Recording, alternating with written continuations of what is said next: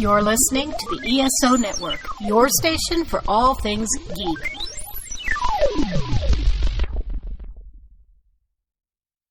Today we are going to be talking about the Star Trek Enterprise episode, The Catwalk. Why are you giggling, Bill? Is it the title, The Catwalk? Why is that funny? Well, just, when we record these episodes, we're recording this in July now. It's really hot. I had to turn off the air conditioning, and I guess what I'm trying to say is I'm too sexy for my shirt. Too sexy for my shirt. So sexy it hurts.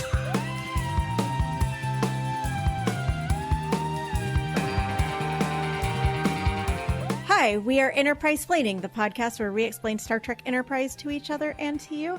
I'm Jamie, and these are my co-hosts Maria. Hello. And Bill. Hello. Today we are going to be talking about the Star Trek Enterprise episode, The Catwalk. However, I am the only person here who has actually watched it, so it's my job to explain to my co-hosts what happened on the episode. We have a little bit of business. First of all, just want to remind everyone that we have merch available in the TeePublic store on the ESO Network website. We have a shirt with our Enterprise-Splaining logo, and hopefully by the time you're hearing this, we will also have a shirt with a Porthos Appreciation Society shirt. Also, if you're listening to this on the day that it comes out, that is the first day of Dragon Con. Woo! You're probably not listening to this at Dragon Con, but if you are, you should come find me. I am probably on some science track panels. You can look me up in the app under my name, Jamie Bernstein, to see what panels I'm on. And also Maria's going to be there. Yep, I'm going to be there somewhere. Find me. I'll be like Waldo.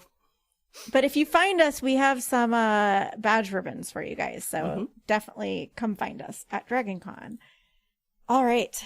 Computer, tell us a bit about the episode we're going to be talking about this week. The Catwalk. When a lethal neutronic storm approaches faster than Enterprise can escape, the crew takes shelter in the maintenance shafts inside the warp nacelles. They also provide refuge to a group of aliens who aren't exactly honest about themselves. I'm too sexy for my shirt. Too sexy for my shirt. Now it's time for Two Truths and a Lie. I'm going to tell you 2 truths and 1 lie about this episode, and you can guess which is the lie. Are you guys ready? Absolutely. So ready. Statement 1. We learn Malcolm's favorite movie is the 1986 movie Kung Fu, starring David Carradine, inexplicably playing a Chinese man. That would be an interesting choice because that was a TV show that was perhaps what it would have been. The pilot would have been released as a movie in Europe, though probably not 200 years later. Okay. When's it an iffy one? Let's go on. Statement 2. Trip builds a toilet. In the captain's chair. Statement 3. We see chef. Lie. All right. But that means Trip builds a toilet. Maybe if chef is like just going out of the room, but yeah. That's like, good. True. Like we see an arm, and they're like, "Oh, that was chef." We see the back of his head. Exactly. Don't you walk away when I'm talking to you. See a couple of arms tossing Hoshi out of the galley. What was number 1 again? We learned that Malcolm's favorite movie is the 1986 movie Kung Fu. Oh, God, you Inexplicably. really got me. Okay, I got to go with that one just because I think the dates don't line up. Also, that would imply that we learned something about Malcolm. That Malcolm has an interest in something. Yeah. Yes, any kind of other interest. I think I'm going to go with... What was the second one again? Trip builds a toilet. That one. The toilet. That's the one. Yes, the toilet one. I'm going to go with the toilet one. Hey, Captain, we've been out here for a year and a half, and you know what we need to install? They're yeah. I mean, they do show like showers in, but have we ever seen a toilet on Star Trek? I don't think we've ever seen an actual toilet. Maybe they did it in Lower Decks just to be funny, but I don't even think we've seen it there. I think I've actually made a reference to this, but I seem to recall, like, in one of the making of things about Next Generation, I seem to recall Jonathan Frakes going through, like, the cross-section map and saying, and here's the one toilet on the entire ship. I do remember that. That's funny. Yeah. While you ponder what this week's lie may be, let's hear a bit more about one of our sister podcasts on the ESO network. Love horror? So do we. Welcome to Earth Station Boo, the podcast made by horrorholics for horrorholics. From cult classics to the latest scream-worthy hits, we dig deep into horror movies, TV, books, and beyond. We've got chills, thrills, and plenty of hot takes. So grab your garlic, sharpen your steaks, and Earth Station Boo, where horror isn't just a genre, it's a way of life. We know you're dying to listen. Let's get spooky. Cold open. We open with a Captain Starlog. They are orbiting around an uninhabited planet and will be sending a survey team led by Archer for a week to check out the plant and animal life. And everyone is, especially Trip, is like so excited about this planet for some reason. As the survey team is getting ready to head down, T'Pol comes in to let Archer know that an alien vessel is hailing them. So Archer does not want to delay his trip down to this planet, so he just takes the call from inside Shuttle Pod 1. Like they haven't actually left, they're still on the Enterprise, but he's like in the shuttle about to go. Oh, okay. So he takes the call, and the captain of the other vessel is named Relis Tegrim, and he's got 2 crew members with him. As usual, they're all white dudes. Instead of bumpy foreheads, they have like bumpy cheekbones like under their eyes. After introductions, Captain Tegrim says, "Considering the circumstances, we would like to come aboard as soon as possible." And Archer's like, what circumstances? And Tegrim is like, the neutronic wavefront that's heading our way. Oops. Those, of course, that, sure. Flashback when they do a quick rewind to T'Pol explaining this to Archer as he's walking down the 10 minutes ago. swinging his regionals bag. Trip says that he doesn't see anything on their sensors, but Tegrim says that they will in a couple minutes. The storm is traveling at high warp. He asks if him and his crew can come aboard the Enterprise and suggests that as soon as they're aboard, the Enterprise go to warp 7 immediately in order to outrun the storm. Well, here's the problem with that. Shit. Archer looks worried, and then theme song. Which means it is time for the Diane Warren update of the week. As your Diane Warren correspondent, I decided to do some serious journalism this week, and I went to see the off-Broadway musical Titanic in Chicago that features a song by Diane Warren so that I could report back for you guys. Nice. I've mentioned this before, but I'll just say again for anyone who maybe skipped the Diane Warren segment of that episode. Nobody does that. One. But not this one for some reason. Maybe it grew on them. Titanic is a camp musical parody of the movie Titanic, but the main character is Celine Dion, who also is on the Titanic with Jack and Rose. And all the music is Celine Dion songs, including a song from Diane Warren. Excellent. The first time I mentioned this music on the podcast, Bill, do you remember what joke you made about the iceberg? Oh, that the ship was actually going to collide with her. Yeah. So I can now report back that I'm sorry, Bill, you were wrong. Damn. Celine Dion was not the iceberg. The iceberg was, in fact, Tina Turner. Even better. What a twist. Technically a drag Tina Turner. Sure. And you're saying it was a person, not a prop.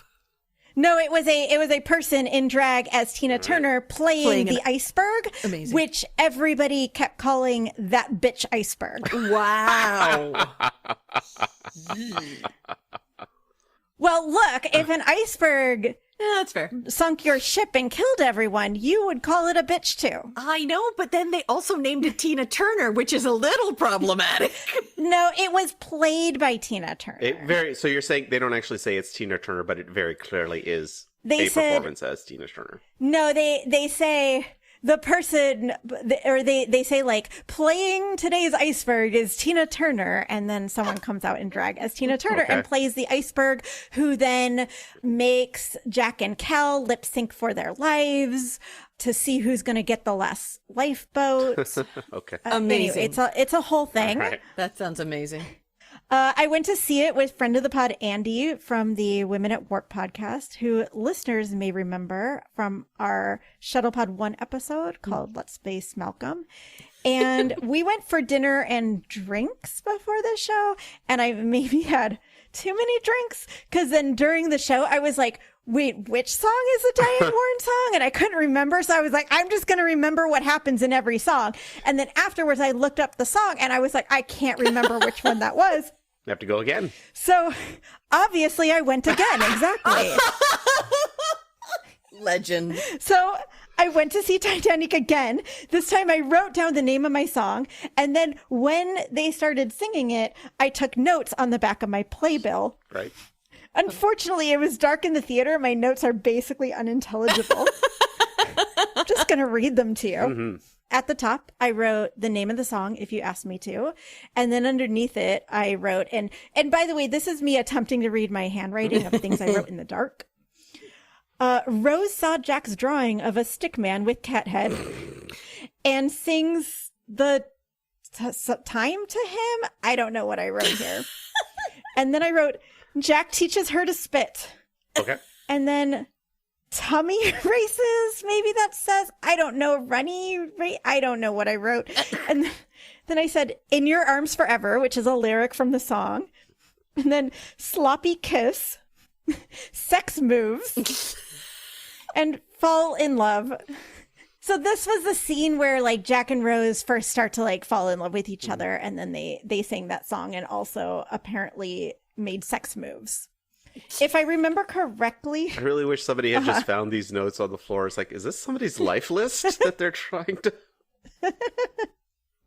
If I remember correctly, Jack and Rose were getting like super horny through the song and then like making dance moves like they were fucking, implying that the lyrics, If You Ask Me To, were not really about love, but actually about how much Rose just really wants to fuck Jack. So I'm sure that Diane Warren would love it. I don't know, because she has never mentioned her song being in this musical. She's never said anything. I checked again today just to confirm she hasn't since then. That's unusual for her, isn't it? Because she's usually all about, I like, wonder if she promoting actually her shit. doesn't know. It's possible that, they obviously paid her for the rights to use the song, but she doesn't have a piece of the show. Yeah, and they had to ask her for it. Right. But they might have asked her for it years before it even premiered. I don't know if she knows that she has a song in this musical. And the musical is never played in LA. Oh, okay. Well, she knows now because she definitely listens to this podcast. But the musical was so good. Strongly recommend. Unfortunately, by the time this comes out, the only place it will still be playing is in the West End in London. So, if you're in the UK, go see Titanic. And that's it for this week's Diane Warren Update of the Week. Fantastic. It's a good one. Back to the episode. When we come back from the theme song, the Enterprise crew is trying to figure out what to do about this impending storm. They have 4 hours until the storm reaches the Enterprise. T'Pol says that a Vulcan ship once encountered a storm like this over a century ago, and the vessel was nearly destroyed. So it is quite dangerous if the storm hits them. Malcolm says that with some structural reinforcements on the ship, it should be able to make it through the storm, no problem. And Phlox is like, yeah, Enterprise may survive, but the crew is another matter. Well, we'll just have to reinforce the crew. He says that the whatever the magic Star Trek radiation that the storm is made of will kill a human with just 3 minutes of exposure. That doesn't sound great. They were about to land on a planet, though, right? Yeah, where they definitely all would have died. Oh, I see. I think it is implied that they would have died. If they'd gone down. Even I'm sure that, a deep space vessel probably has lots of shielding and stuff. Right. And yet, so I don't know, I guess, whatever atmosphere of this planet probably wouldn't shield. Oh, man, is all the life on this planet about to die, too? Right, that probably. Is everybody just dying on this planet? Can't they just go in another direction? Is this storm... But they can't outrun it. It's moving too fast. Yeah, they can't outrun it. They'd have to go if it's coming towards them, can't they just go left and go away from it that way? Around it. Yeah. Yeah, I apparently not. Okay, all right, fair enough. This is very much like Singularity, where Nicole was like, why do they have to go in that one specific direction to be able to get out of this situation? Yeah. Phlox points out that sickbay is heavily shielded, so it's possible that some of the crew could survive if they hole up in sickbay, but obviously, like, not all 83 crew members will be able to fit in there. Which, by the way, we do get mention of 83 crew members, which means nobody has died on this ship so far. Somehow. It's 84 now because they have Travis's body, too. Don't think that counts. Then Trip has an idea. There are catwalks. They're essentially like maintenance shafts that run the length of each nacelle, and they are heavily shielded. But there's a problem. According to Trip, it gets kind of toasty in there when the warp coils are online. About 300 degrees. Yikes.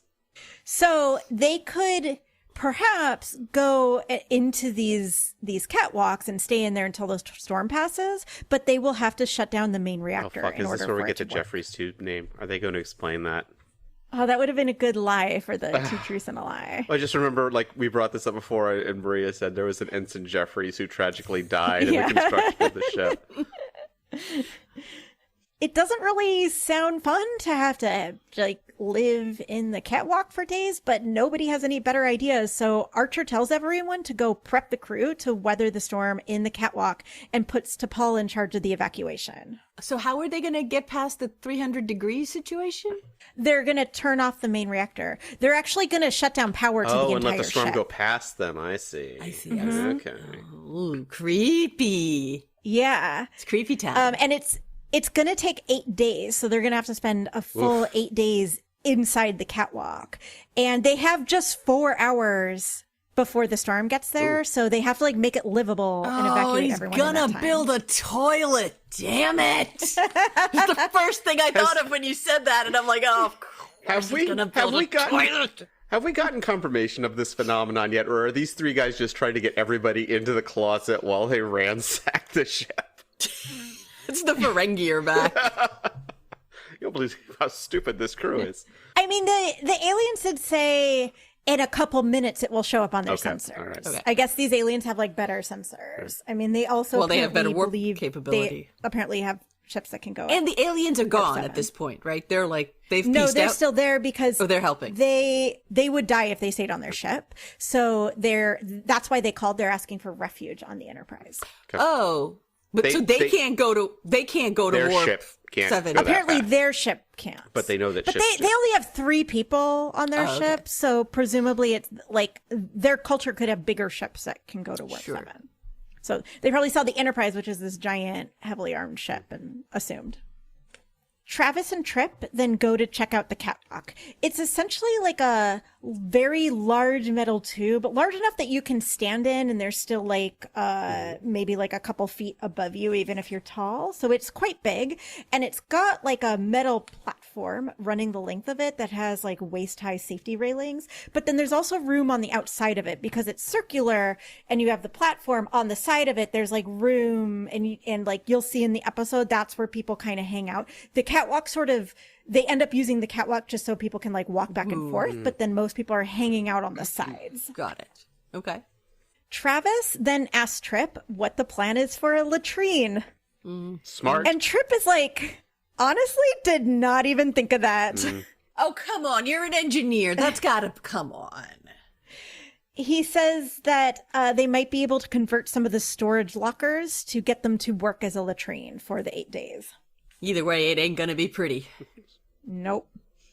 They then choose a compartment that is gonna be the new command station. They're gonna reroute all the ship's controls so that the ship can be controlled from inside the catwalk at the command station. The writers then suddenly remembered that Travis has the most experience with deep space travel of anyone. All right. And so Trip asked Travis if he's ever been in a storm like this, and apparently his ship that he grew up on was once in a storm, not as bad as this one, but still pretty bad, where the whole crew had to hide in the ship's core for 6 weeks. He said they lost grav plating and life support and truly like thought they would all die. It's like pretty harrowing when he tells it. Jesus. Yikes. Meanwhile, while everybody else is frantically making plans to ensure everyone will be able to survive 8 days in the catwalk, Archer is schmoozing with their alien visitors. Is he telling him about water polo? We see the aliens coming out of decon. They are fully clothed, but one of them is expecting the container of gel, and he like picks it up and he sniffs it and then goes, ugh, and like gets this grossed out look on his face. So apparently the gel smells terrible. I know it could just smell terrible to these aliens, but I like to imagine that actually it smells awful, and that whenever people leave decon, they smell Entire ship so reeks bad. of it. And as they're doing their sexy rubbing down of each other, it just reeks. You know, it's just the most disgusting thing. When Archer had the sex dream about T'Pol, and they're like fucking, and it smells awful. Why does this smell like muskox? So Archer is chatting with these aliens. They say they're from the Tekret system, which is quite far away, 20 light years. By the way, at this point, there's mention in this episode that the Enterprise is 100 light years away from Earth. Oh, cool. Archer is like, well, what are you doing all the way out here? This is like really far from where you're from. And one of them says that they are stellar cartographers. And Archer's like, that's great. Once the storm's over, you should help us update our star charts. We then get a montage of the prep for the evacuation. It's just like a ton of crew members walking through the halls carrying equipment. We see someone grabbing some EV suits to bring with them. The engineering crew is seen doing like engineering stuff with wires and walls, presumably rerouting stuff. And we also see a line of crew members that are just like passing a duffel bag. Like one person hands it to the next person. They're just passing duffel bags.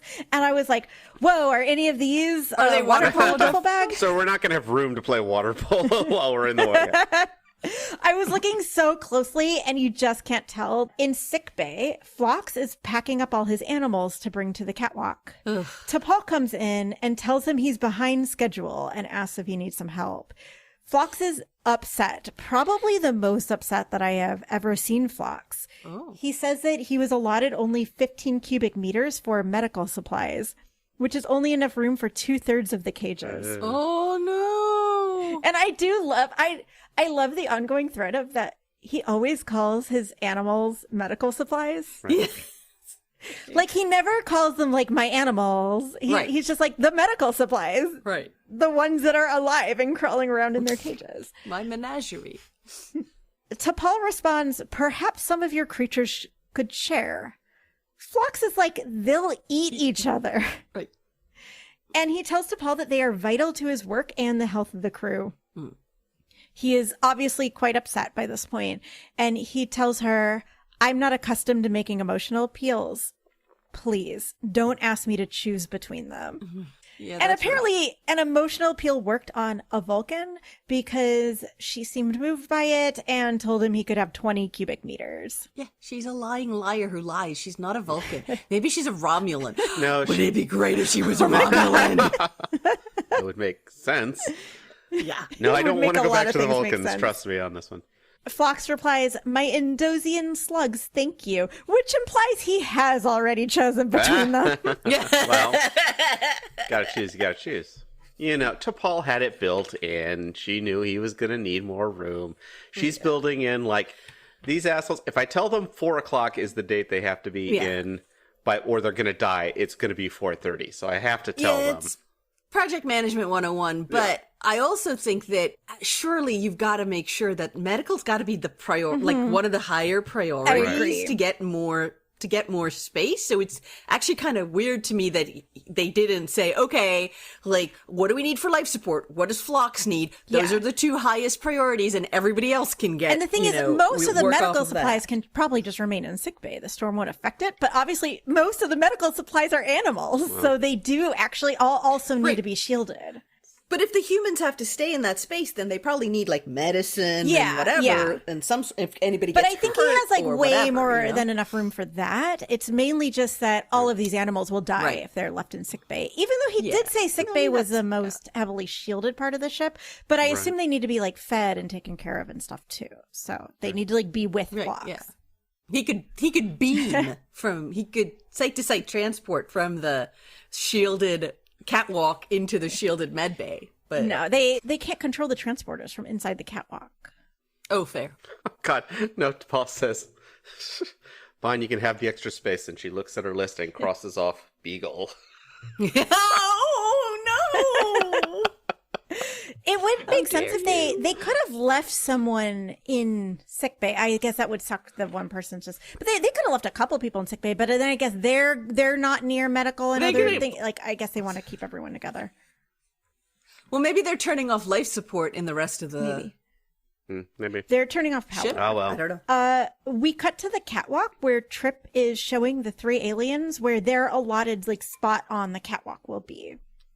As soon as he leaves, one of them turns to the other and says, "I don't know the first thing about stellar cartography. What if they ask questions?" So we know they're lying, Oh, but we don't know what we don't know what their real purpose is. what their end game is. Okay. We then see Archer packing a duffel bag. And this bag does not have the water polo logo on the side, but instead it has something so much weirder. So weird, I gasped when I saw it. It is one of the most shocking things that I have ever seen on Star Trek. So the side of the bag, it's black, and there's a logo that's sort of indented on it. And it's so unobtrusive that I actually didn't notice it the first time I watched. I only noticed it the second time because I was looking for the water polo logo. Please tell me it's the Playboy Bunny Not logo. quite, but you're so close. It's the Nike swoosh. Duh, Isn't that lame. weird? Yeah. What? I'm telling you, you guys look closely in the scene, and I swear to God, Sure. it is a Nike swoosh on the side of the duffel bag. So I was like, wait, is this a mistake? Do corporations still exist? Because maybe some corporations still exist. Maybe Nike still exists. But if so, they've never mentioned any other corporation. I was like, did Nike sponsor this? Is this SpawnCon? Or did they just make a mistake? Wait, I see you nodding your head. What did you just find? I'm Googling and other people have had the same question. Nike was not a sponsor of Star Trek Enterprise. I'm getting the AI results, so I don't know if this is true or not. But Nike, it says Nike was not a sponsor of Star Trek Enterprise, but their products did appear as instances of product placement, specifically.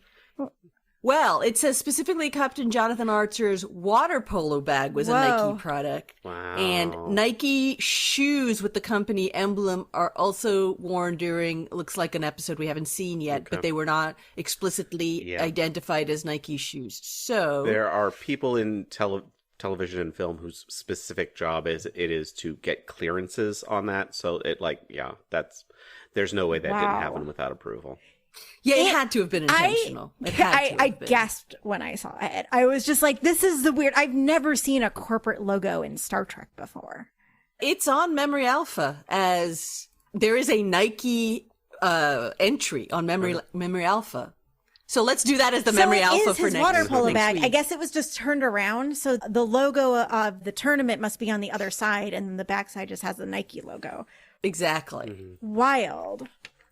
Archer then looks out the window, and out the window we see a whole bunch of purple clouds that are sort of undulating and moving towards them. That's the storm. And then T'Pol beeps on the doorbell or whatever. And Archer lets her in, and she comes in to just give an update on how the evacuation is going. And then he tells her that he did a little bit of research on that Vulcan ship that she mentioned. You know, the one that was almost destroyed in the storm. Turns out that wasn't quite true. The ship was fully destroyed along with everyone on board. And he Vulcan math. he asked her Vulcan why math. she said it was almost destroyed when that's clearly not true. Which really the answer is because Vulcans don't know how to tell the truth. They only lie. I cannot tell you the absolute truth. All they do T'Pol's is response lie. is that she must have remembered incorrectly, which, by the way, is also a lie. Because, again, Vulcans are incapable of telling the truth. Fucking lying. Everything is prepped. So almost everyone is already in the catwalk. Archer and T'Pol and them, they shut down the power grid to the ship and they transfer command to the catwalk command room. And then everyone heads to the catwalk where they will now be spending the next 8 days. So I have a question about the current stuff. So they've turned off all the power in the catwalk itself. Are they using emergency lighting, or is lighting okay there and life support and everything there? It seems like it's like emergency lighting, and then in command center they definitely have power. Got it. Sure. And I don't think they ever mention life support or not, but I'm guessing that life support is like separate. Yeah, it's probably still. And it's not like they're trying to like save power. It's that there's some line that T'Pol says, like, if the problem is if the power's on the ship and there's like something from the storm, it'll like it could fry stuff. Like, right. Yes, exactly. So they're just shutting down as much power as possible just to prevent that from happening. Right. Cool. They do a head count, and Trip says the entire crew and one quadruped are accounted for. One subservient quadruped. And then the camera pans down, and we see Porthos. He's hanging out in like this side area of the command center, and there's like a divot, like a step, and he's like below the step, but then he's got his paws like on the step, and he's like looking up. Got It's a little really pee pad cute. down there, probably. The entire week is spent with Porthos clawing at the door, and Archer goes to open. No, Captain, don't do that! Oh, sorry. Archer goes over and he gives a couple little pets to Porthos. Mm-hmm. Trip then asks Archer if he would like to try out the command chair. The command chair is a metal container with what looks like fishing net over it. And there's a label on the side that says emergency evac procedures. Wow. Is this the toilet? Oh my god. Oh my god. What does that mean? Like, what is it? Emergency evac procedures? Why would that be on the side of a container? Very confusing. Maybe it's like a jump seat, like you push a button and they go flying up out of the ship. Is this the toilet, or is this what? No, this is the command chair. chair. Oh, okay. Because if it said emergency evacuation procedures would on a make toilet, sense. that would kind of make sense on a spaceship. Archer then gives a rousing speech to the crew about how they may not be comfortable, but they will be alive, and they're the best crew and the best ship in the fleet, and blah blah blah blah blah. You know, like a gazelle Archer speech. 1 minute, 5 seconds until storm impact. I honestly thought about you saying 1 minute, 5 seconds. After this, the crew is in riot mode. They're strangling each other in the street. Archer, polarize the hull plating, and then everything starts shaking. Does he ever say red alert? No, that was almost going to be my lie. I was like, my lie was going to be they say the words red alert for the first time. 30 seconds until impact. We get close-ups on everyone looking worried, including Porthos, who is looking real worried. 10 seconds. Archer, all hands brace for impact. We see the crew, they all grab onto something. And then the camera cuts to Porthos, who like looks around, and then he gets down and like moves into like a more secure area. Oh, So sweet apparently little boy. when Archer said all hands brace for impact, he knew what that meant. Best boy. The storm hits and everything is shaking. The ship is like really shaking a lot. Everything's going everywhere. And then Travis manages to get the stabilizers working and everything calms down. But we will see, I don't really mention it much, but throughout basically the rest of this episode that takes place in the storm, there's just periodic turbulence. Sure. Okay. Everyone looks very relieved, including Porthos, who comes out from his secure area. When we get back from commercial break, some time has passed, and Archer is walking around, like, checking on the crew, just making sure everyone's doing okay. At one point, there was just some turbulence, and he picks up a pad that has fallen on the ground. It belongs to, like, a young female crew member. Apparently, she was in the middle of doing a crossword on it, and so as he hands it back to her, she asks Archer if he knows who the first ambassador to Earth was. 6 letters, ends with an R. Solkar.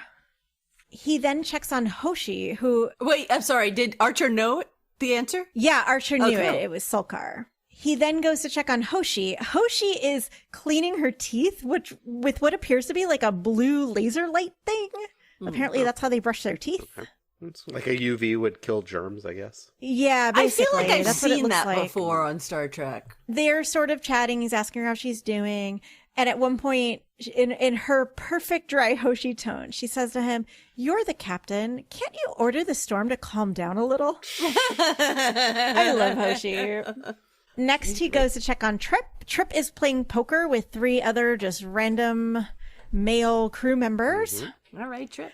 Archer asks Trip how the 3 aliens are doing. And we see that they're like across. So we have like the catwalk and those areas on the side. And then there's the platform. They are just like across the platform from Trip. And I think it seems like Trip is sort of unofficially the sort of ambassador to the aliens. But the aliens have hung up blankets like all around their area for privacy. They built a fort. Cute. Basically. Captain, that's a great idea. Why don't we start doing that around the ship? We'll keep the girls out.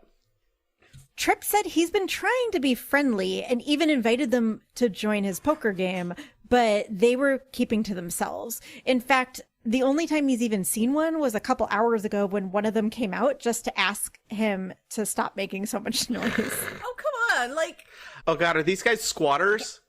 Are they going to claim squatters' rights on the Enterprise? Are they looking to establish residency? Let me tell you, after spending 8 days with Trip, Yeah. I don't think I they're also going to feel want to like stay. this is not a crew that's going to think twice about evicting them out of an airlock. Like, they'll just be like, yeah, whatever, man, you're out. Do we see how this is like lined up? Is it like, I would say like they did this before on MASH where they have to hunger. Is like boys on one side, girls on the other? Is it like a summer camp vibe or is everybody just sort of milling about? There's definitely kind of summer camp vibe, but like, because they're on those side things, there's little groups of people doing things. Oh, God, and it's hanging school out in trip. their little groups. All the cliques are getting together. We then see Malcolm, who is visiting Phlox's area. I'm sorry, I just had the image of, like, here's the Enterprise goths, and here's the Enterprise band geeks. Yeah.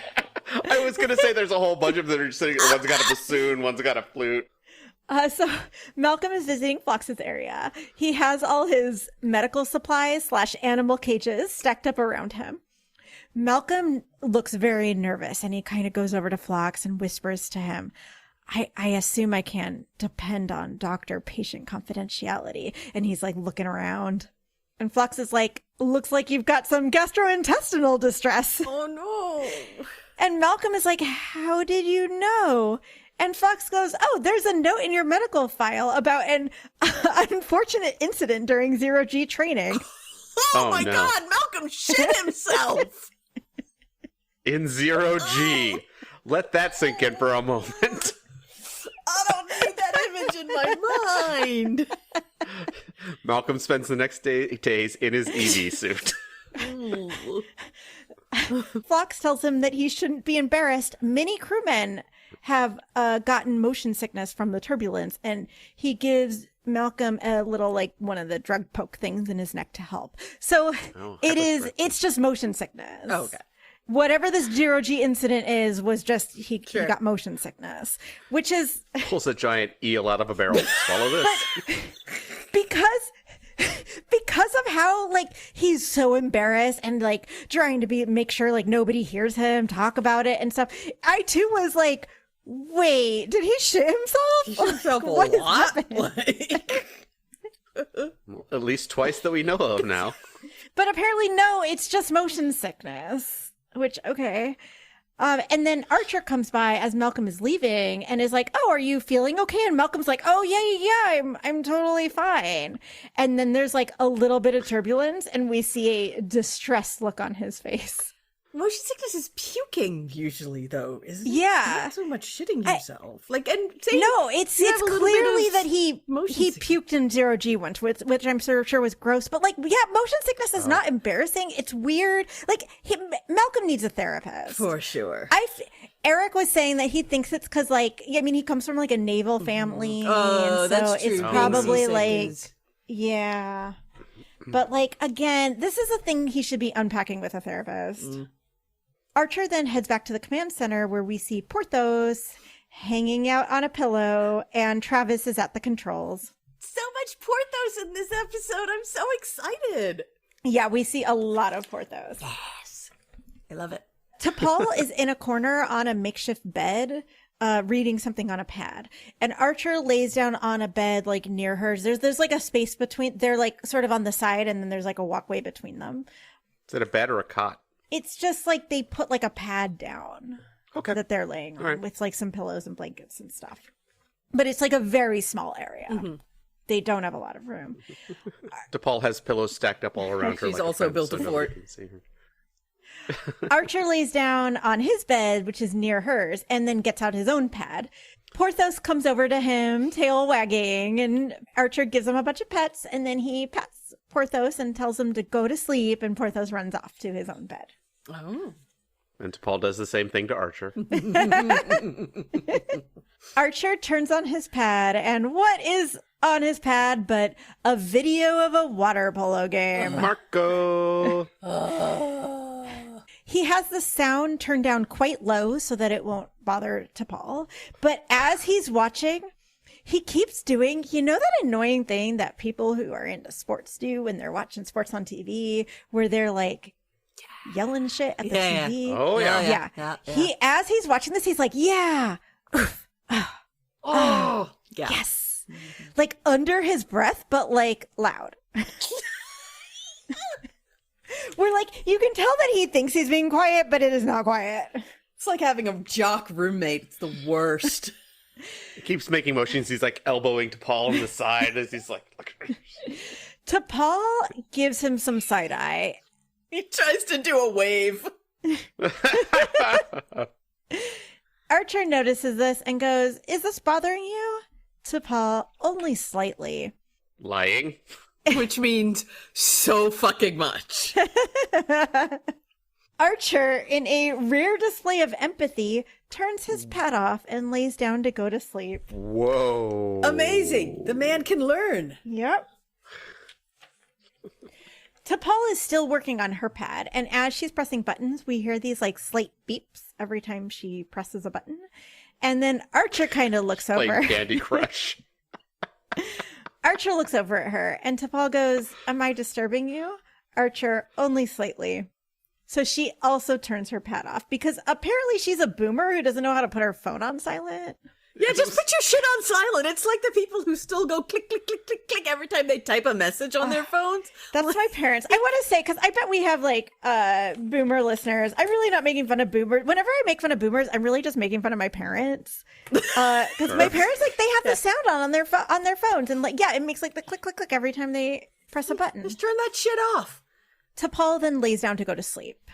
And Archer decides that this is now the perfect time for a conversation. Jesus Christ. And he's like, hey, you awake? Yeah, you awake? You up? T'Pol, you awake? Hey, T'Pol! Hey, does this bother you? Hey.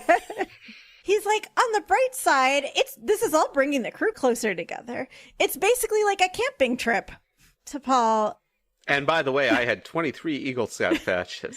I had 25, sir. T'Pol, perhaps we can sing a few songs later. And then she turns around on her bed to face away from him. Oh my god! He is so good. But Archer apparently does not get the note. Cannot take a hint. Archer goes, have you ever gone camping? T'Pol sighs because she realizes that she is not getting out of this conversation. So then she turns back. And she tells him that she participated in the Kaswan ritual, where she had to survive on her own in the desert for 10 days. Archer. Oh, yes. Sounds fun. It's not fun.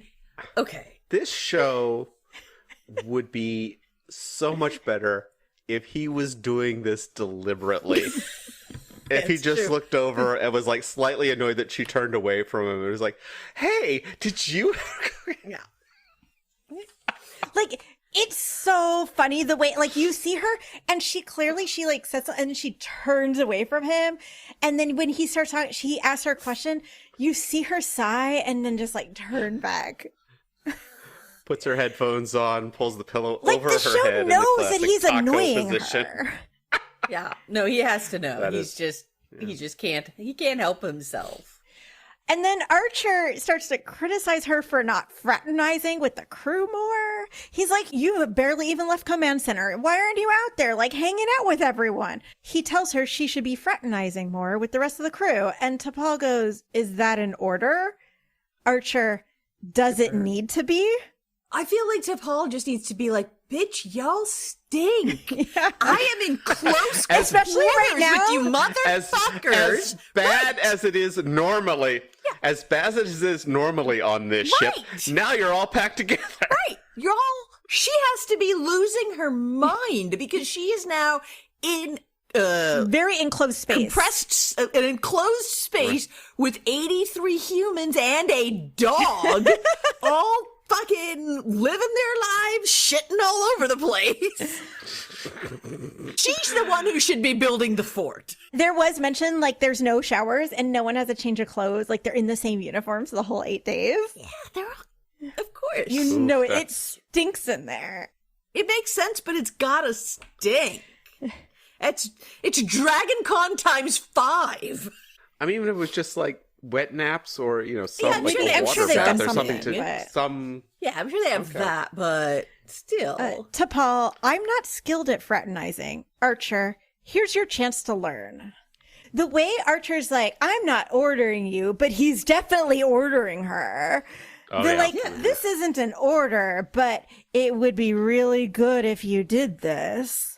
I mean, come on. I had a boss who did this to me once because, like, our whole department was, like, going to a Cubs game. And I was like, I don't want to go to a baseball game. That sounds boring. And it's the my worst. manager was like, I really think you should go. And I'm like, do I have to? And she's like, well, technically you don't, but I really think it would be a good idea. And I'm like, fine, I'll go to the fucking Cubs game. Fine. Yeah, I'm gonna go to this fucking baseball game. I'm not gonna know what the hell's going on. I'm gonna fucking talk to some people and I'm gonna hate it all. I will never understand forced work fraternizing. It's annoying. And in this situation in particular, it doesn't even make any sense. Like, okay, there's a social event and there's movie night, go to movie night every week or whatever. But this is like a difficult, tense situation where everybody is in close quarters. Fraternizing is, like, when you are not good at it, not ideal to be doing right now, you know? So T'Pol just starts at A and starts fucking her way through the entire crew. Abrams, hey, where are you? Hand up. We then cut to Trip, Malcolm, and Hoshi and Travis, who are all playing a game of poker. And the things that they're using for betting, they're like square and they're covered in a shiny plastic. And you can see they say something on them, but you can't see what it is. It looks like it's like a protein bar or something. They're probably like rations packets of some kind. All right. And then Malcolm says, I see your strawberry shortcake and I raise you one pineapple cobbler. Oh, but he likes pineapple. Pineapple we know that. callback. Well, presumably they've established a red, white, blue tier system for the. Yeah. Yeah. Hoshi looks at her cards and then she grabs one of her ration packets and adds it to the pot. Trip looks at it and goes, broccoli? And Hoshi says that she's out of desserts. Then they start having to take their clothes off. I really want Hoshi to be good at poker.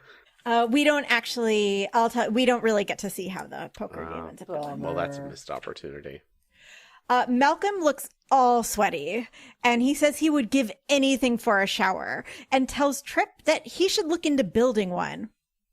Trip, would you like a sauna while I'm at it? Malcolm then puts on his annoying face and in the snottiest way possible says, you knew we'd be stuck here for over a week. You might have given a little thought to making it tolerable. He's so snotty. I know. He's the worst. Nerves are getting frayed. But he's also like, Malcolm But it's also only Malcolm's nerves. Yeah. Everyone else is handling it. And Malcolm in general doesn't handle things well. Like, he just does it like he should. Oh, no. But he just never does any personal interaction well. Does Malcolm start writing letters? He's not dying. He's not dying. Surely not. Maybe he feels like he is. He might be writing a series of complaints. Oh, just wait. You can see like everybody's nerves are frayed, but they're trying to like keep it together. Yeah. So Trip sort of takes a breath. You can see him just like collecting himself and he goes, I only had 4 hours. You are lucky we've got a toilet. Yeah, seriously. Malcolm. Well, I obviously overestimated your people's abilities when it comes to indoor plumbing. Oh my God, Malcolm, calm your shit. And Literally. he says it just like that. Like, just like that. God, he's And such a little bitch. the your people was weird. I was like, is he trying to make a dig at Americans? Because I thought the stereotype was that British people don't shower. I thought Not it was, Americans. I assumed it was he was talking about engineering. Oh, Maybe maybe. you're talking about engineering, but there is a thing about Do Americans engineers had not really shower? great plumbing, but yeah. No, I think the stereotype is Europeans don't shower as That's what often. I thought. That's why I That's was like, the this makes no stereotype. sense. Like, he's British. Trip should be But- saying it to him. But there's literally a joke in one of my favorite Agatha Christie adaptations about American plumbing being so much better that like British plumbing is kind of Yeah, sucks. which is why I don't understand his like your people. Unless, maybe he's talking about engineers. He's talking about still. engineering. He's taking a shot at the whole engineering department. And then Trip finally is just like trying to keep it together, but he's just like, you want to take a shower? Build one yourself. And by the way, we are on day 3 out of 8 right now. I was gonna say, how long have we been here? 30 minutes, sir. I'm actually impressed with Trip. Like, he's obviously annoyed and he's responding in an annoyed way, but he is keeping it together. Malcolm is being totally out of line and Trip is just like, come on, dude, like, what the fuck? They're playing poker on like one of the side areas of the catwalk tube, and then the camera pulls back a bit so we can see the full poker game. But since the catwalk, they're on like the side, and so we can only see the bottom. We can see from like the railing down. Okay. And we see a person walk over on the platform, like come near them, but we only see them from the waist down because of the camera angle. This person appears to be male. He is wearing all white shoes, white pants, a double-breasted white jacket. Not unlike something a chef might be wearing, perhaps. What? Oh, so we see Chef, but not all of Chef. I see. And he starts passing out containers of food. And as Trip and Hoshi take the food, they go, thanks, Chef. It's Chef. We see Very Chef. nice. Very nice. But not his face. No, we just see from waist down. I couldn't believe it. I was like, honestly, the first time we were watching it, I was like kind of half paying attention. And then I kind of saw her. I was only watching and they go, thanks, Chef. And it didn't even hit me at first. And Register. then Eric goes, wait, is that Chef? And I was like, what? Oh my God. And I was like, rewind. I was like, rewind. I got to see it again. I was like, oh my God. Because honestly, the way you described it, JB, it sounded like Death was walking the hallways of Enterprise looking for the next soul to claim. It is Chef in the flesh, though we only see him from the waist down. He doesn't say anything. We just see him handing out food. Malcolm looks at the food he got. And again, I want to remind you, Trip and Hoshi got the food from Chef and said, thanks, Chef. Malcolm gets the food and goes, pot roast? Ugh, come on. That's the 3rd time in 3 days. For fuck's sake, Malcolm, what is wrong? Malcolm, I don't understand him because he should be like, if he is like the army or the navy or military dude, Right. first of all, he shouldn't care about any of Discipline. that stuff. And it should all be about discipline and getting his, like, this is fine. These are my If rations. I'm anything, not going he to should be complain. annoyed that everyone's just like hanging out playing poker. All right. Secondly, he's British, so fucking keep calm and carry on.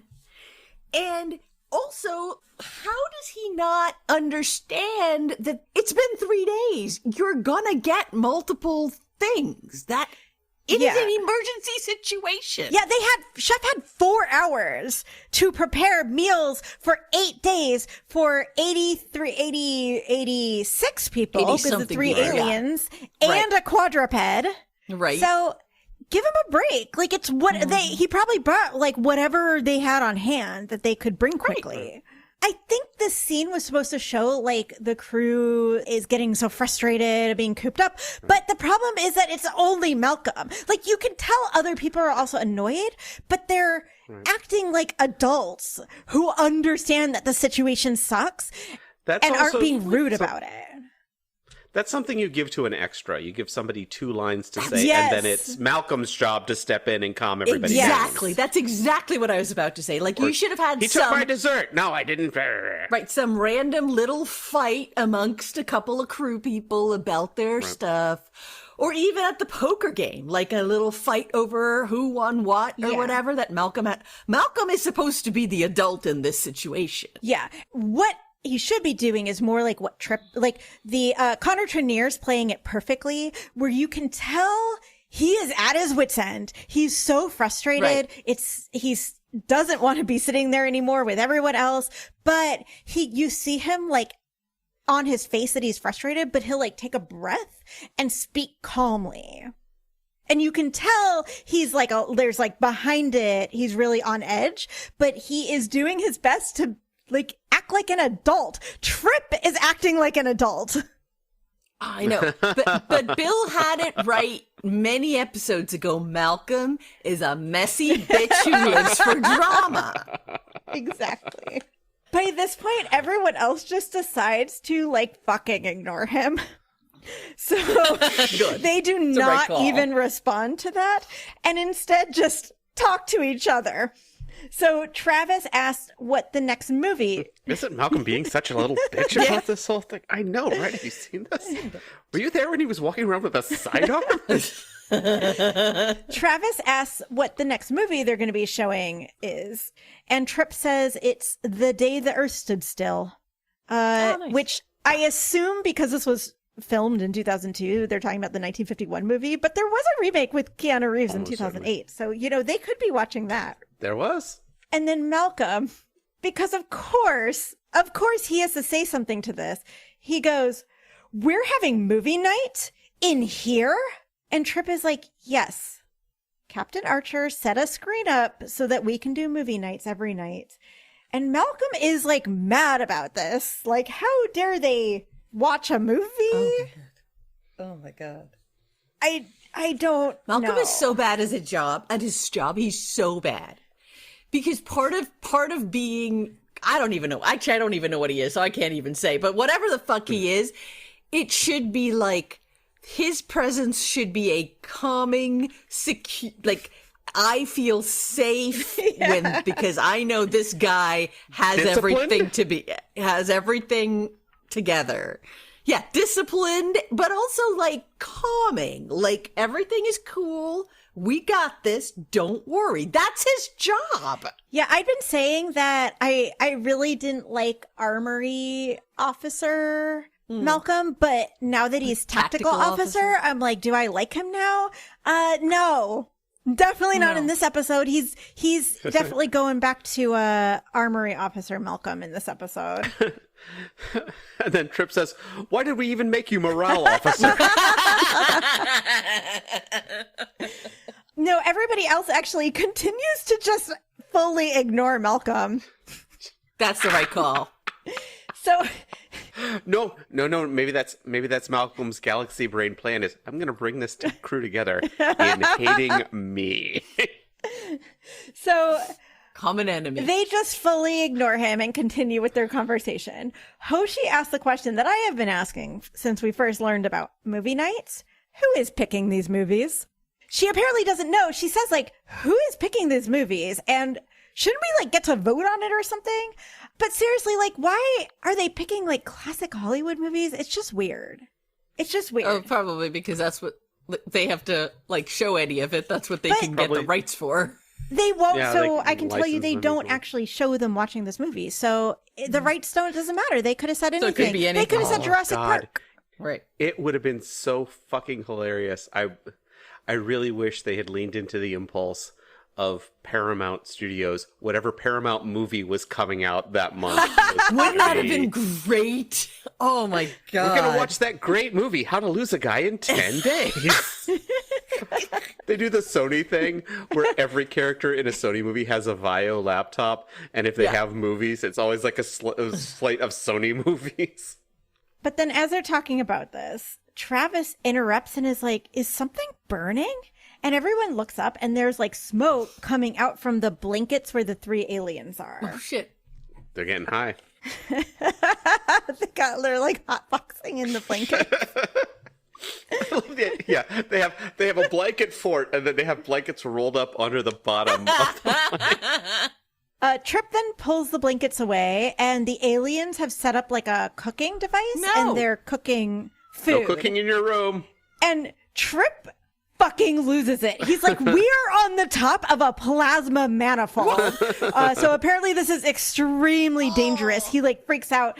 They turn it off and apologize and tell him that they have trouble digesting the human food, which is a legitimate problem. And Trip looks like his head is going to explode, but again, because he is somehow the adult in this situation, he collects himself. Obviously, like, he did freak out for a second because it was super dangerous, but he like takes a breath and he goes, okay. But at that moment, Archer comes in and tells Trip to report to the command area. So as he leaves, Bring a plunger.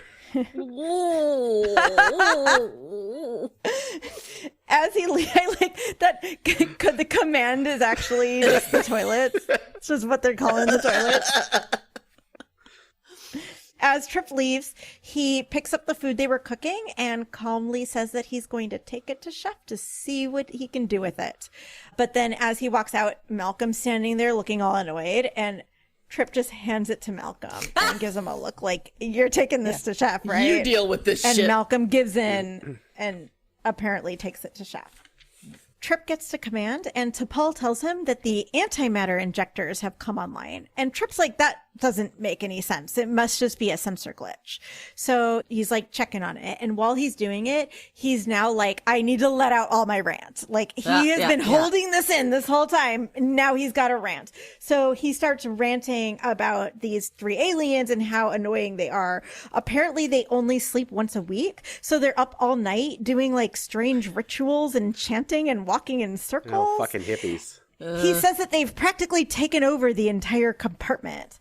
And this is all weird because we have not seen any of this. Before he was saying that they don't even come out of their little area. And all we've seen, every time we go by, we see them in their little area. Right, I thought that was like their area that they had assigned to him. But he's saying they've been going out of that area and taking... I guess, but like we've never seen any of this. So it was just a little bit weird because it's like the opposite of the thing he was complaining about before. Trip says, have you ever met an alien species who drove you so crazy you just wanted to kill them all? And T'Pol goes, no. And Archer's like, I get it. I know this is annoying, but we would all be dead if they had not warned us about the storm. So we kind of owe them. So just deal with it. Yeah. We just got a couple more days. As they're talking, Trip is like doing work and looking at screens. And then he stops and he goes, wait, now the matter injector is also online, which makes it really unlikely to be a sensor glitch. They have no idea how this happened. It shouldn't even be possible, but they can't shut it down from the catwalk. Someone is going to have to go to engineering. Getting jacked. Trip then goes and puts on one of the EV suits. Phlox warns him that the suit will only protect him for up to 22 minutes. I love Star Trek science that gives him that level of accuracy. You have exactly 20. If you do 2201, you're fucked. Okay, but that is actually with radiation. That's fair. like a real thing that they have with radiation where like, I visited a nuclear plant and I got a tour and they gave us these little devices that we had to like keep clipped on us badges? That was measuring radiation as we walked. And it just goes up because there's like, once it gets to a certain level, you've now been exposed too much. So it doesn't matter. Like there's some radiation here and then you stop and there's more radiation. Like once you've had that, you have a specific number of like minutes in certain levels of radiation that you are allowed to have. So it is true that is how like even today radiation safety works. So Trip heads to engineering. Because the power grid is down, everything is dark, but he's got the light on his helmet. And then he's like working on some stuff there. He opens up some panels and like turns the lights on. And then he suddenly hears footsteps. Oh. So he quickly shuts off everything that he just turned on and then like turns off the light on his helmet and goes and hides. And we see two human-like figures with flashlights enter, but we don't see them very well, but we can tell that they do not have EV suits on. It's Chef. Chef is taking over the ship. These two figures, they're like messing with something behind a panel, and then Trip presses some button, which starts an alarm. There's like some beeping, and then that distracts the two figures, and they're like going, trying to figure out what caused the alarm and turn it off. And while they're doing that, Trip is able to sneak out of engineering. Interesting. Trip is heading back to the catwalk, but on his way, he sees like 4 people coming around a corner and quickly like ducks into a room. And then while he's in there, he like turns the computer on in there and pulls up security camera footage of the bridge. I have never, like, we've talked about this. There's no cameras on these ships. No, they did that in Acquisition. That's how they found out. They were like watching the Ferengi on like security camera stuff. Oh, yeah. And then there was the episode where maybe it was the Jizmon. They were going to watch movie night, and it was security camera footage of like Phlox and other places in the ship. So they've done that. But why does TNG Enterprise not have security cameras? Just never came up in the story. No, there were so many times when cameras could have been useful.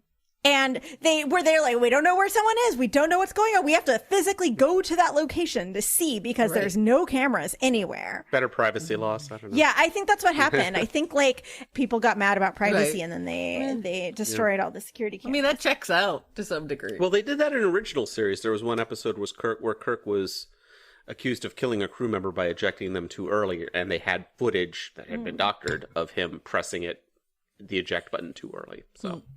So on the security cameras on the bridge, there's some people on the bridge and they're like messing with stuff. So there are some aliens taking over the ship. We then cut to another room and we actually see and this is not security cam footage. This is just like, we just get to actually see what's going on. There's a man who appears to be the commander of the alien guys. And again, all these aliens are male because of course they are. Do they look like the aliens they picked up that are in the... Yes, they look exactly the same. They've got the little like cheek things. And the commander guy, he is using one of the panels to look up the bios on all the Enterprise's officers. And he's playing some of Archer's star logs, including the one about how they responded to a distress call and picked up 3 aliens. These motherfuckers.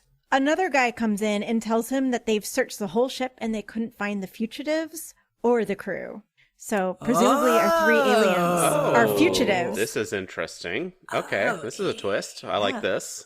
The commander thinks that the humans must have abandoned the ship and taken refuge in a nearby system and plan to return after the storm. Neat. They are trying to get the warp engines online, but are having some trouble, which would be real bad for our Enterprise crew. I want that to happen. We then cut back to the catwalk. Trip is back and out of his EV suit and is telling everyone what he saw. And everyone then goes to confront these aliens because, and again, the fugitive stuff, that was not security cam footage. So Trip did not see that. Okay. All we see is him seeing that there's these aliens on the bridge and they look like the other aliens. Okay. But they also know now that the storm is not actually dangerous to these aliens. Because the other guys are walking around without EV suits. But it's definitely still dangerous to the humans. Yes. Okay. But it begs the question, that was the whole thing where these aliens said they needed refuge on the Enterprise. Right. So everyone goes to confront the aliens. And when I say everyone, I'm like every named person that we know on the ship. Like everybody, everyone goes to confront the aliens. The aliens say that even though they could withstand the storm, their ship could not. It would have been destroyed. And that's why they asked for refuge. And they don't even know these other men. So it must just be coincidence that they're the same species. Oh, yeah, sure. It's definitely just pure coincidence that some randos from our planet happen to be on your ship. Yeah, Archer also not buying it. Good. Remember that they're from very far away, so it seems very unlikely that, like, some other aliens of the same species just happen to show up at the same time. And so finally they admit the truth that they are on the run and being pursued by the Tukret militia from their homeworld. By the way, we never get the name of the aliens, but the militia is the Tukret militia. We know they are from the Tukret system. So are they Tukrets? But that's like Earth is in like our sun is like the solar system. So would that mean that like we're Solans? We talked about this before, we would be Terrans, but that gets into the thing of the Star Trek thing of like, every planet is like XX1, XX is like, and this isn't even the Gamma planet. Delta 5. This is the whole system. Yeah, right. Yeah. But whatever. Apparently they used to be low-ranked members of that militia, but the commanding officers were corrupt and were essentially acting like pirates, seizing alien vessels and murdering their crews. And so these three guys decided to resign their commissions, but the militia wouldn't let them. So they left anyways. Now the Vulcan Intelligence Service needs to infiltrate their government at all levels in order to root out this corruption. Oof, every time I think I'm out, they pull me back in. Archer looks at them and sneers. You're deserters. What? Of pirates? They're deserters of a pirate militia. Oh, but like, give me a break. Or like an illegal war crimes militia, which, I mean, that's why Archer's like, I don't see any problem with the shit they're doing. Okay, but that's a Malcolm line. That's how Worf would react to this. That is correct. Information. So, good call. So give that line to Malcolm. Yeah, no. It would make more sense for Malcolm. I could totally see Malcolm saying that. Yeah, that would make a lot of sense. Archer, someone who loves to bend a rule. No. I just... what a dick. But he seems like disgusted by them. Like the way he says it, like they're deserters. Ooh. What a dumb show. The aliens tell Archer that if Archer hands them over to the militia, not only will the three of them be executed, but the militia is likely still going to kill the entire Enterprise crew in order to steal the ship. Okay. All right. This is an interesting idea. Malcolm and T'Pol then are like, okay, it would be a very bad idea for us to actually talk to this militia because they don't know we're here in the catwalk. And they're basically sitting ducks right now. Like, yeah. So and if they turn that they could be killed on very easily. No.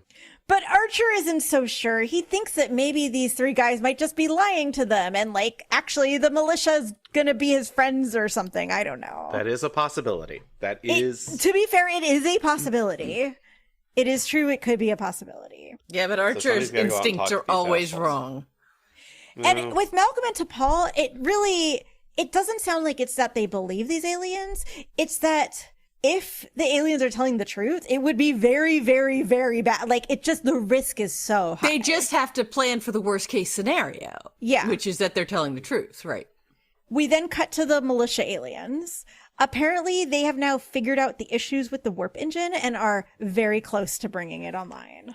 Oh, shit. Back in the catwalk, we suddenly see like lights on the ceiling start flashing, and everyone realizes that this means that the warp reactors are coming online. Cool. Trip says that they have about 20 minutes tops before the heat gets so high that they all die. And how many days into this radiation situation are they? Like 3? At this point, I believe they're in day 3. Oof. And 3 nights. Yes. Thank you. There are only 3 EV suits. So it's not like they can just go out and like take back the ship. We've seen there are at least, we saw the 2, 4, there's at least 8 men. Right. Of these aliens. So they definitely can't like attack them or anything. And each person can only spend 22 minutes. The Paul will fuck them all up. Trip strips down to his underwear. So they're going to send out 3 people to secretly shut down the warp drive. It would make the most sense for Trip to go because he's apparently the only person that knows how to do this. I guess there's like no one in engineering who knows how to do this other than him.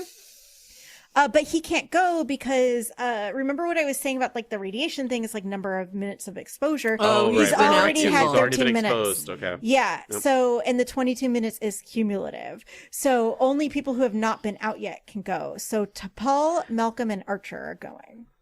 I really thought you were going to say Hoshi. I don't know, just fucking send Hoshi out there in the worst possible scenario for her. I honestly hoped we were going to go there. Lieutenant Jeffries, grab a taser pistol, follow us. Oh, I wish. And then we cut to Archer, who's in his EV suit, but he's not with the other two people. He's by himself, and we see him going through the galley in the dark. He's moving cooking equipment to the side and then opens up a cabinet, and inside there's like technical screens and panels in the galley. And he goes in the galley and then he goes in like a cupboard of the galley, moves a bunch of stuff, opens up some panels or opens up like So like some a secret passage. It's really weird. I'm like, I don't know why this stuff is in the galley. They could have done this scene and just not filmed it in the galley. But last whatever. place they would think to look. Yes. Malcolm and T'Pol are in another part of the ship. I assume that they're like in engineering and they are trying to shut down the warp core and Trip is giving them instructions. Meanwhile, on the bridge, the actual bridge, something starts beeping and the militia realizes that they are being hailed, but the signal is not coming from another ship. No. The phone call is coming from inside the ship. That was my next line. Thank you, Bill. God, Bill! You and I are on a fucking mind meld, Jamie. today. I know. They answer the call and it's Archer who says, Why don't you check on the warp core? Why don't you check on the warp core? it's Archer who says, "You're in my chair." Oh, nice. It's a good line. He says that the rest of his crew has died and tells the militia leader to get the hell off his ship. While he's saying this, he's like breathing really hard as though he's having trouble speaking or is like in some sort of medical distress. Oh. So he's clearly like pretending like he's like very sick. Very Last close survivor. to Yeah. being. Yeah, okay. They argue a little bit, and then Archer says that he would rather destroy the entire ship than let it fall into the militia's hands. And the militia dude is like, I read your file, and I know that you're a Nepo baby, so this shit means a lot to you. And Archer's like, I don't care, I'll destroy it, and then hangs up on him. Oof. It would actually make more sense that because he's so invested in it, because the ship is so important to him. Yeah, okay. Whatever. Like, yeah, what if it doesn't, none of this makes sense. None of it makes any sense ever. Archer then comes to Travis, who's in the command center still, and tells him to change course and head to a plasma eddy that they had seen earlier. Then some of the militia find him in the galley and start shooting at him, and there's like a firefight. Back on the bridge, the militia leader notices that they've altered course and are heading towards the plasma eddy, which will destroy the ship. And by the way, this whole time, they have been trying to figure out how the helm works and like don't understand why they can't get it to work, but it's because it's been rerouted. Right. Blah, blah, blah. A whole bunch of stuff happens. Archer's in a shootout. Malcolm and T'Pol are trying to shut the warp reactor down. Everyone's on the catwalk getting very sweaty as the warp coils heat up. The militia is concerned about heading into the plasma eddy. Blah, blah, blah. Like, it's just all that. Finally, T'Pol and Malcolm manage to shut down the warp engines, saving everyone in the catwalk from being baked alive. Whew. The ship is 4 minutes from the plasma eddy and everything is shaking and the militiamen in the bridge are still trying to get control. And some of the guys there are like looking to their commander and being like, dude, 4 minutes, we're going to hit this thing. We're all going to die. And the commander's like, no, just like get helm control. Like you can do it. I know you can. What a great leader. He's actually inspiring his soldiers. Well, no, Well, he is seems he? like he's Is leading he, them to though? their deaths. At 3 minutes to impact, the militia leader finally gives in and tells his men to evacuate to their ship. We then see the alien ship fly away. Back in command center, Travis is still steering them towards the eddy and tells T'Pol that he doesn't know how much longer they can manage this before the ship breaks apart. But T'Pol says that it's possible the militia is still aboard and to stay the course towards the eddy. Travis is now freaking the fuck out. He goes T'Pol, he's like looking and he's like, we do not have a choice. Like this whole ship is about to be destroyed. And T'Pol goes, maintain your course. That's an order. Oh shit. T'Pol's finally snapped. She's finally. Well, we knew it was going to happen, and here we are. Killing myself and this whole fucking crew, and it's worth it. At that moment, the comm, sorry, just like imagining that she's doing this on purpose. At that moment, the comm beeps, and we hear Archer say, Travis, hope you're not still heading for that eddy. Our friends are gone. Oh, Jesus. And Travis kind of gives a look to T'Pol, and then steers away, and then everyone is saved. Now Paul pushes him away and starts beating the controls so that no one can alter their course. The thing is, like, they make T'Pol look really bad in this scene by showing us, the audience, we see the ship fly away with all the aliens. Right. At the start of the scene, we know there's no aliens left on the ship. Right. And yet she's like telling him to keep, and he's freaking out, and she's like, that's an order. And it really is just like, we know that her call is bad because we have seen the ship leave. And then Archer calms in and says that, and then Travis gives that look to Paul, like, and how incredibly unusual for this show. Yeah. What are the chances? It just made me kind of annoyed because I feel like if they just didn't show us the ship leaving and we didn't know, then it's like T'Pol's making a good call here potentially. I think if they had just shown the ship leaving after the scene instead of before the scene. Right. Yeah. It would have changed the context of the scene because as you're watching it, you're like, holy shit, T'Pol is going to get everyone on the ship killed and doesn't even need to. We know that the aliens are gone already. All right. So a couple days later, we see the crew is still in the catwalk. They are all watching a movie. The movie is Kung Fu from 1986 starring David Carradine. Oh, wow. It is a strange choice to include because let me tell you, the Wikipedia page for this movie is so long. Actually, Bill, have you seen this? Do you know about this movie? I know about it, but I've not seen it. I know the TV series, and I imagine they made like some TV movies that were released in Europe. I don't know about the movie. Lay it on me. Well, just one of the things that makes it a strange choice, and again, this was 1986, so it wasn't like 1950s or something, which David Carradine is a white man that they cast as a Chinese man. Half Chinese. Yes. His father was English. His father was American. His mother was Chinese. In 1986, it was Chinese Kung Fu the movie. And then I guess the series came after that. No, the series was before. The series was in the 70s. Okay, got it. But apparently, Star Trek legend George Takei, along with the Association of Asian Pacific American Artists, filed a formal complaint of unfair hiring practices. They asked that the movie be recast to put an Asian person in the lead role and asked that they hire a Chinese historical advisor to advise for the movie. The movie ended up compromising with them and did not recast, but they did hire a Chinese historical advisor. And it basically sounds like the AAPAA was like, all the other characters were Asian. They were casting so many Asian characters at a time when there were like not very many roles that they ended up just giving in so that Asian people could get jobs, but were very unhappy about it. But I just thought it was such a strange choice for them to choose to show this movie when like George Takei was part of this battle with it that they ended up basically losing. But apparently the casting was so controversial at the time, and it became such a big news story that it became a turning point. So after this point, you basically never see a big movie again with a leading character in yellowface. That's nice. Wow. Yeah. But again, strange movie to pick for this. I just looked it up, and it's also apparently Kung Fu the movie had Brandon Lee's acting debut. It was Bruce Lee's son, which is kind of interesting. He was in the movie played David Carradine's son. Yes, So that's kind of but interesting. if you also look at the Wikipedia page for the TV show, which I did, there's an entire section that's just called like Bruce Lee controversy or something. Oh. Because apparently like Bruce Lee, I think like came up with the idea for it and then says it was stolen and also was like originally going to be cast in the lead role. Apparently for the movie, they also considered casting him and they considered George Takei and ended up just going with the white dude, Why even though would like you they had not- other people. Why would you not pick Bruce Lee?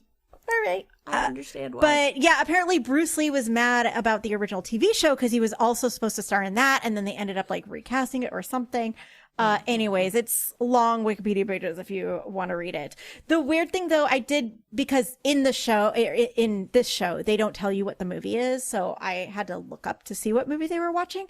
Apparently, even though what we see is the movie Kung Fu, and we assume it's a movie because it's movie night, the audio that we hear from it is from the TV show. Checks out. So everyone's watching this movie. Trip and Malcolm are watching it and they look so bored and confused. And at one point Trip goes, did that guy just shoot one of his own men? And then the camera cuts to T'Pol, who is at the movie night. Maria, you mentioned something about she could just go to movie night. She's there, so she's apparently decided to fraternize. She explains to Trip and Malcolm that the dead man was secretly working for Sheriff Boggs, because apparently she was actually paying attention. But I need to ask Hoshi's question again. Like, who's choosing these movies? Because we now know that it's not Hoshi, and it's not Trip, and it's not Malcolm. No, And it's not T'Pol. Who is picking these movies? No. Here's what's going on because I've been in this situation. This is a situation where nobody wanted the job, and then somebody took the job, and then everybody started complaining about the job and how the job should be done differently. Yeah, that checks out. Someone who is like really into like terrible classic Hollywood movies, and he's like, "This is gonna be the best. Let's do a movie night."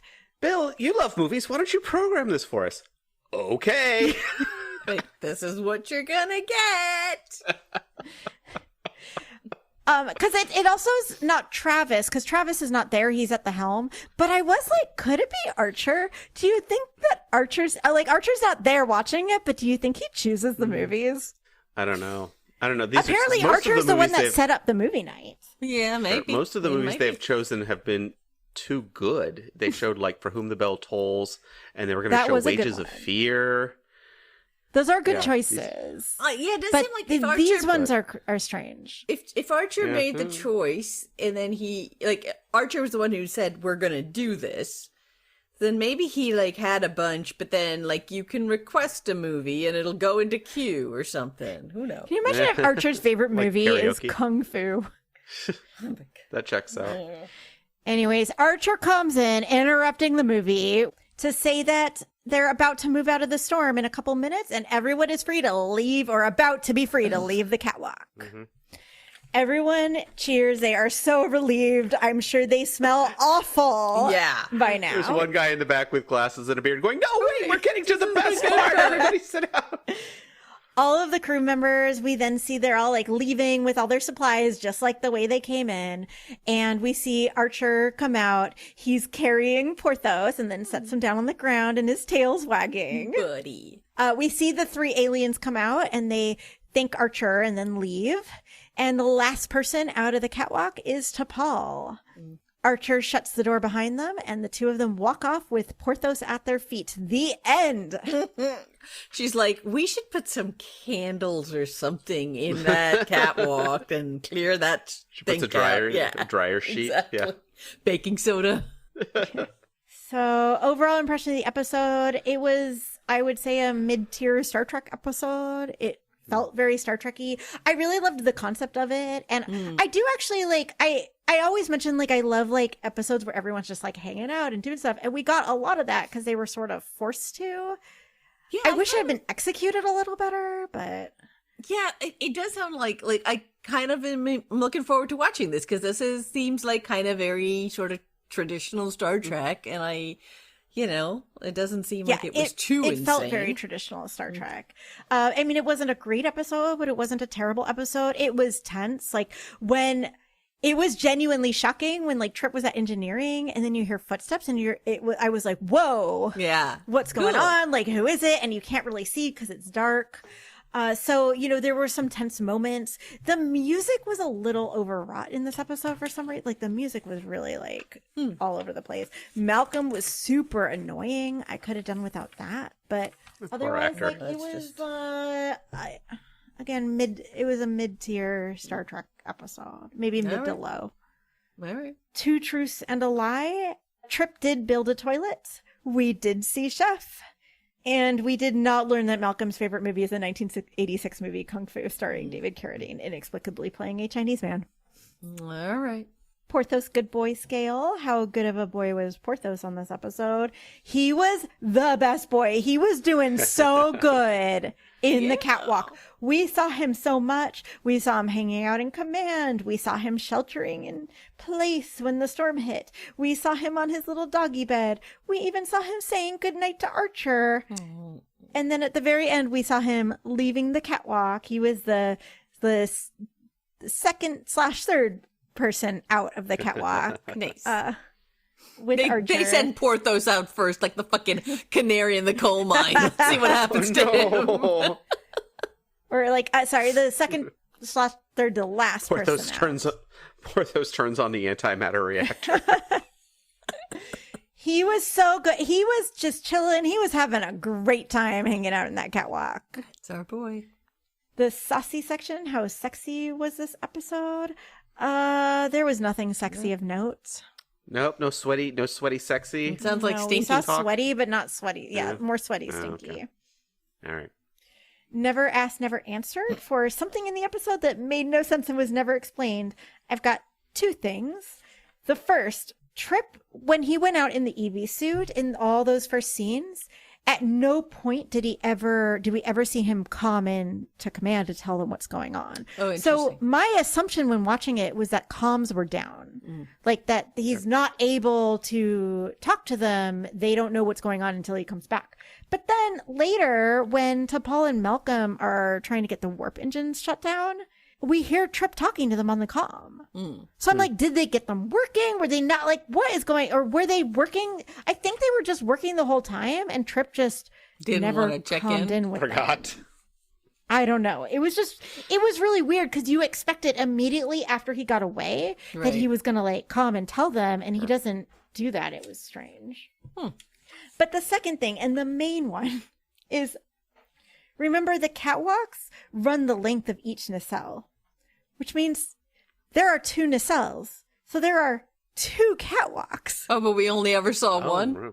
Everyone on the crew appears to be stopped in one catwalk, which I was like, maybe it's because they didn't have time to build more latrines.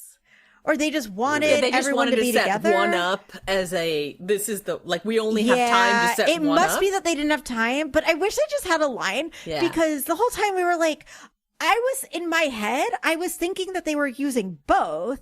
And then I was like wondering what was going on in the other one. Right. And then it wasn't until the end that I realized, no, they're like all in one. Anyways. Or maybe it's because they only have one doctor. So they all have to be in the one catwalk with the one doctor. They could have put like Phlox's stuff and Phlox in one nacelle. But I guess you do want everyone. Yeah, you want them all to be together. Also, there was so much. People were getting bruised. They were there were lots of medical issues going on, and you don't know what's going to happen. Like somebody could have something bad happen, so you want them to have access to a doctor, to the only doctor. I was just like, aren't there two of these? Why is everyone in one? Technical difficulties. I would say what technical difficulties segment is about, except I realized recently that I don't know. I think that all three of us have a different definition of this segment.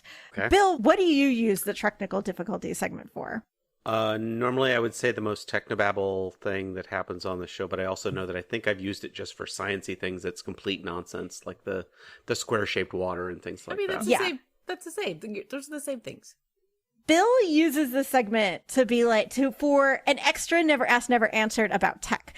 Maria, you use this segment to talk about just like a tech thing, like how does the universal translator work? That kind of thing.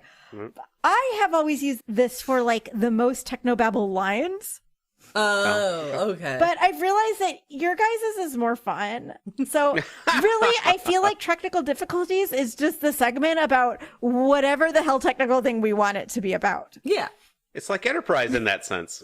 Yeah. So with that, the storm traveling, remember, at just under warp 7, because apparently they could outrun it at warp 7. Oh, fuck. Is this a story problem? Which means that it is fast. It's going faster than the speed of light. No, the storm is going at warp 7, but the Enterprise is going at warp 6. Which one is going to get to the, like... Chicago in time for the trade fair. The storm is traveling at warp 7, which is faster than the speed of light. But when Archer was looking out that window, he could see the storm coming for them. So if the storm was traveling faster than the speed of light, like, how could he see? It was just... Yeah. How do you see it? Wow, I don't even think about things like that anymore. That, like, you can see, like, they talk about, like, on Mythbusters, like, if you look at the lasers in Star Wars, they're actually moving slower than a bullet and things like that. It just doesn't even occur to me anymore. Just, yeah. What the Phlox for the weirdest or creepiest thing Phlox said this episode. We actually didn't really get weird Phlox this episode, but we did get a little bit more Phlox lore from this episode. At one point, Archer visits Phlox in the catwalk and asks him how he's doing in such a small space. And Phlox says he finds it comforting because it reminds him of home.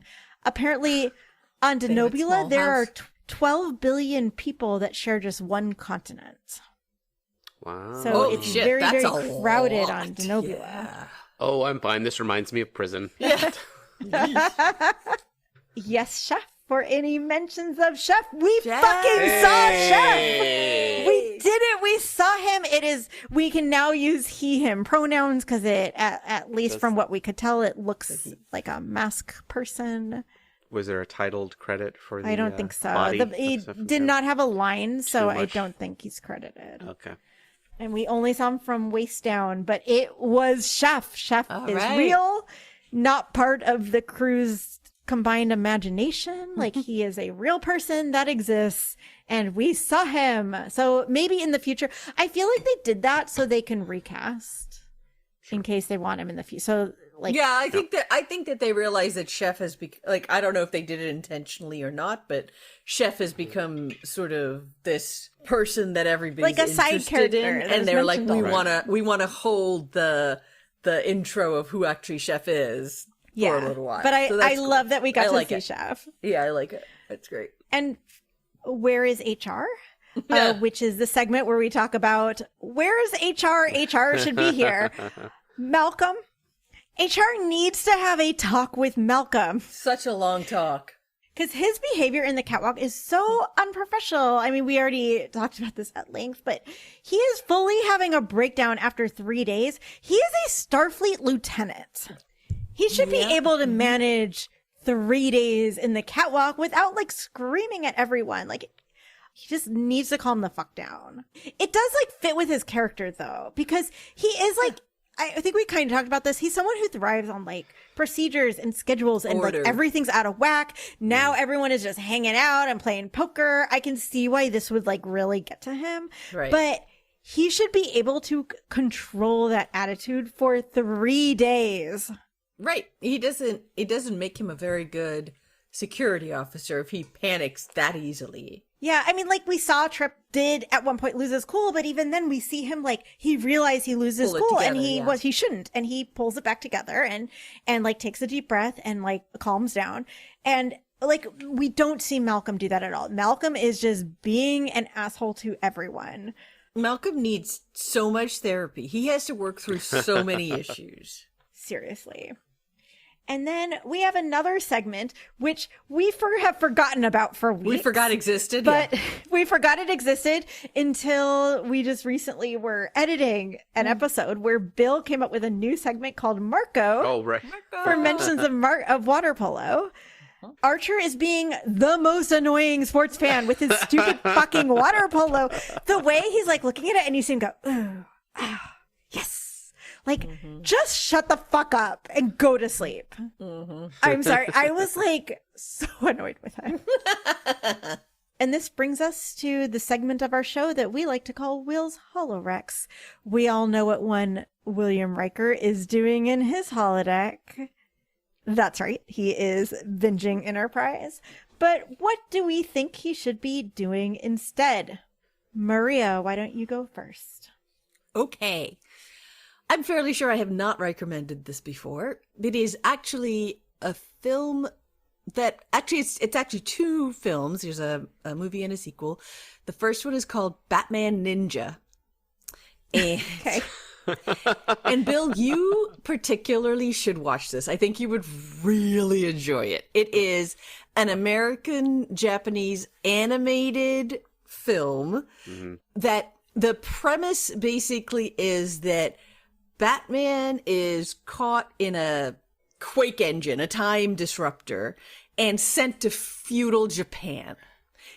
And when he gets really fun. there, and when he gets there, a bunch of villains like the Joker and Catwoman have already been there for like 2 years, and he has to go and figure shit out. And so it's great. It's anime style, obviously. It's really fun. And then there was a sequel released this year, actually, called Batman Ninja versus Yakuza League.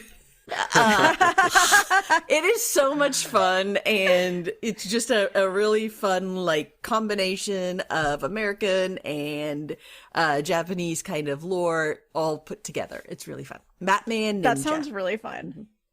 Nice. Bill, what is your recommendation for us today? My recommendation, brought to you by Eric TM, is also an anime series. There's been a lot of big animes coming back, but they don't need my recommendation.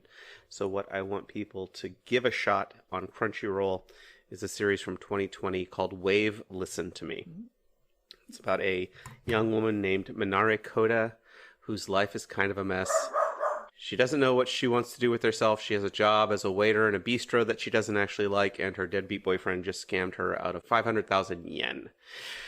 And in the middle of all this, while she's working at her shift, the radio is playing a talk show, and she hears her own voice because she met a stranger at a bar the night before and drunkenly ranted about how much she hated her boyfriend and wanted him to die.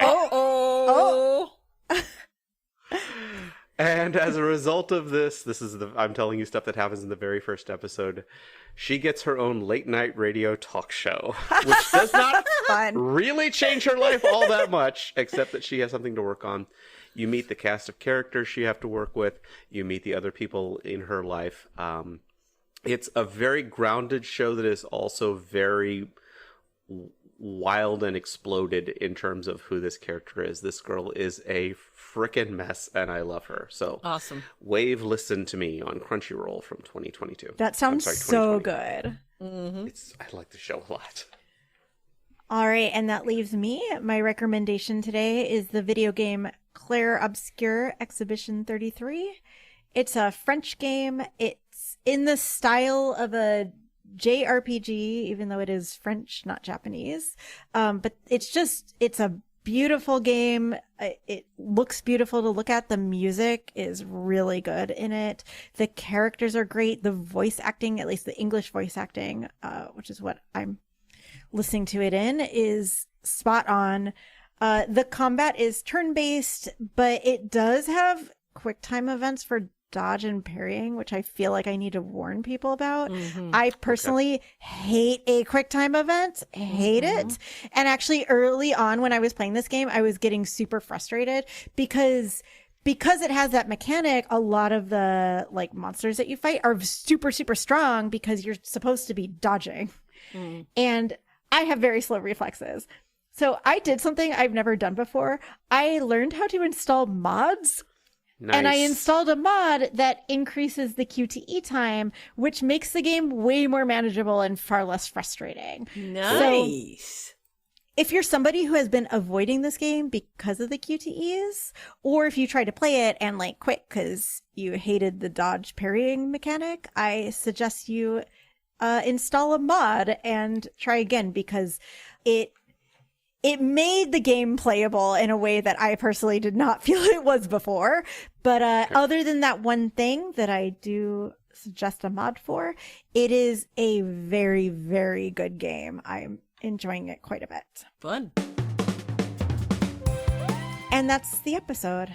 Thanks for listening.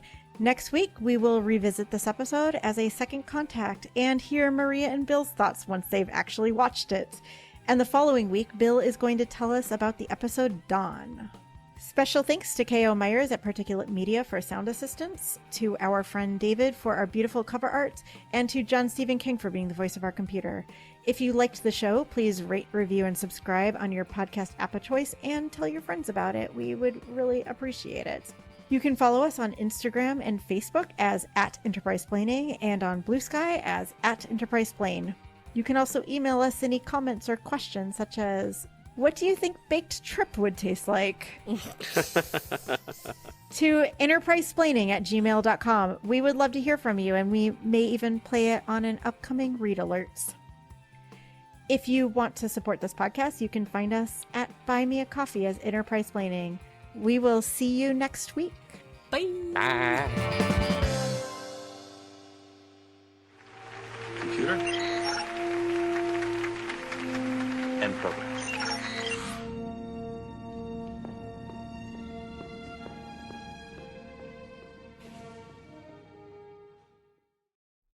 The catwalk. And every single time anyone we have been talking about this episode or planning this episode, every time I hear it, that's what starts playing in my head. The long-term impact of Right Said Fred.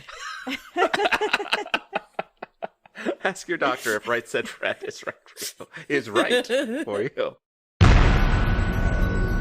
This has been a broadcast of the ESO Network. Be part of the crew and help support our shows by donating to our ESO Patreon or by shopping at the TeePublic store, which can all be found at www.esonetwork.com. The ESO Network, your station for all things geek.